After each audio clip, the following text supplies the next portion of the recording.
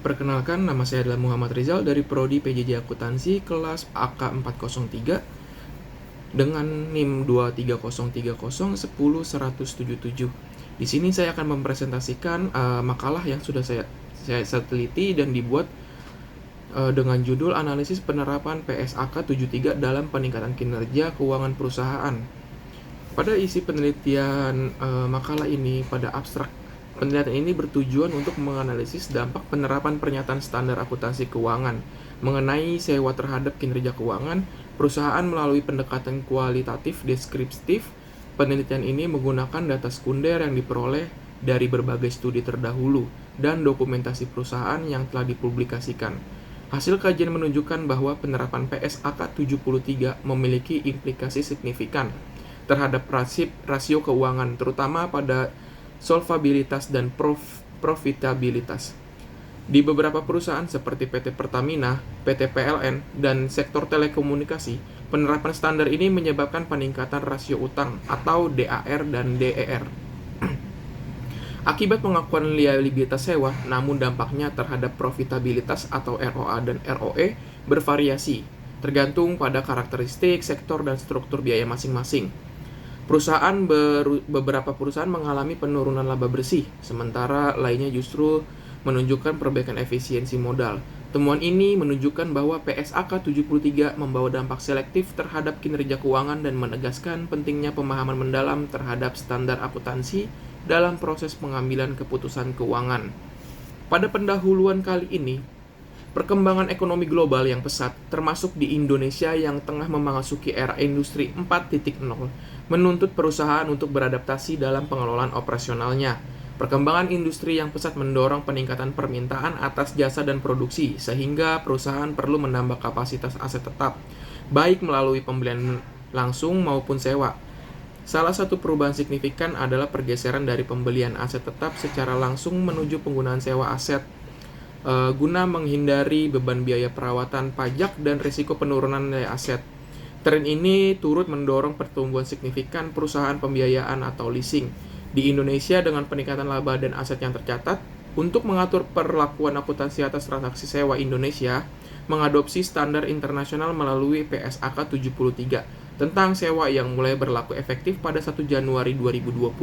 Seiring dengan perubahan standar akuntansi internasional, PSAK 73 diadopsi untuk menggantikan PSAK 30 dalam pengakuan dan pengakuan sewa pengukuran sewa dengan kriteria yang lebih ketat terkait klarifikasi sewa operasi dan pembiayaan. PSAK 73 juga mengatur pengakuan, pengukuran, penyajian, dan pengungkapan sewa bagi pihak penyewa dengan menekankan penggunaan modal tunggal berupa sewa pembiayaan, kecuali untuk sewa jangka pendek dan aset bernilai rendah. PSAK 73 memberikan dampak signifikan terhadap laporan keuangan, khususnya pada pengakuan aset hak guna dan liabilitas sewa dalam laporan posisi keuangannya. Implementasi standar ini bertujuan memberikan gambaran yang lebih nyata atas kondisi keuangan perusahaan penyewa atau lessee. Studi-studi sebelumnya menunjukkan bahwa penerapan PSAK 73 pada perusahaan jasa yang terdaftar di Bursa Efek Indonesia meningkat nilai aset liabilitas, beban bunga, dan laba bersih, namun menurunkan ekuitas dan beban operasional. Berdasarkan fenomena tersebut, penelitian ini bertujuan untuk melihat dampak penerapan PSAK 73 terhadap kinerja keuangan perusahaan.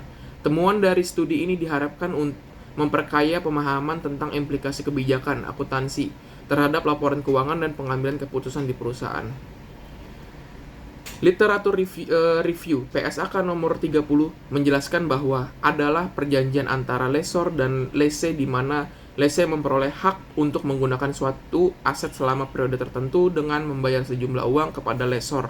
Lessor diklasifikasikan menjadi dua jenis, yaitu operating lease dan finance lease, tergantung pada jumlah mana risiko dan manfaat kepemilikan aset dialihkan kepada lessee.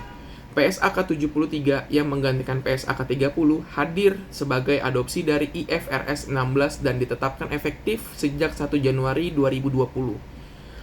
PSAK 73 mengatur pengakuan, pengukuran, penyajian, dan pengungkapan sewa, khususnya bagi lessee dengan modal tunggal berupa pengakuan aset hak guna dan liabilitas sewa. Penerapan PSAK 73 bertujuan meningkatkan transparansi laporan keuangan, sehingga para pengguna laporan dapat menilai secara lebih akurat kondisi keuangan kinerja dan arus kas perusahaan. Dalam praktiknya, nilai aset dan liabilitas perusahaan cenderung meningkat akibat pengakuan hak guna aset dan kewajiban sewa, yang pada gilirannya mengaruhi analisa kinerja keuangan perusahaan. Untuk menilai dampak tersebut digunakan analisis rasio keuangan seperti rasio solvabilitas atau DAR/DER dan rasio profitabilitas ROA dan ROE. Rasio solvabilitas ini menunjukkan kemampuan perusahaan dalam memenuhi kewajiban jangka panjangnya, sedangkan rasio profitabilitas mengukur efektivitas manajemen dalam menghasilkan laba dari aset dan ekuitas. Peningkatan rasio DER dapat mengindikasikan peningkatan risiko keuangan, namun juga potensi peningkatan nilai perusahaan dalam kondisi ekonomi yang baik. Sementara itu, rasio ROA dan ROE menjadi indikator utama dalam menilai efisiensi dan keberhasilan manajemen dalam menghasilkan keuntungan. Dalam metode penelitian ini, penelitian menggunakan pendekatan kualitatif dan deskriptif yang bertujuan untuk memahami dan mendeskripsikan secara mendalam penerapan PSAK 73. Terhadap peningkatan kinerja keuangan perusahaan, pendekatan ini dipilih karena sesuai untuk menggali makna, pemahaman, dan interpretasi atas fenomena penerapan standar akuntansi dalam konteks dunia usaha. Jenis data yang digunakan dalam penelitian ini adalah data sekunder, yaitu data yang diperoleh dari studi pustaka dan dokumen yang sudah dipublikasikan sebelumnya.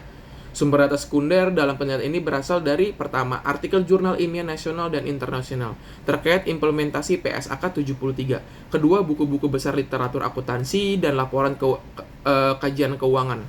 Ketiga, laporan keuangan penelitian terdahulu yang membahas pengaruh PSAK 73 terhadap rasio keuangan, seperti Return on Asset atau ROA, Return on Equity atau ROE, Debt to Equity Ratio atau DER, dan Debt to Asset Ratio atau DAR. Yang keempat, laporan resmi dari lembaga terkait seperti OJK, IAI, dan publikasi dari perusahaan yang menerapkan PSAK 73. Sekian presentasi dari saya atas makalah dan penelitian yang sudah saya buat. Terima kasih, selamat malam, wassalamualaikum warahmatullahi wabarakatuh.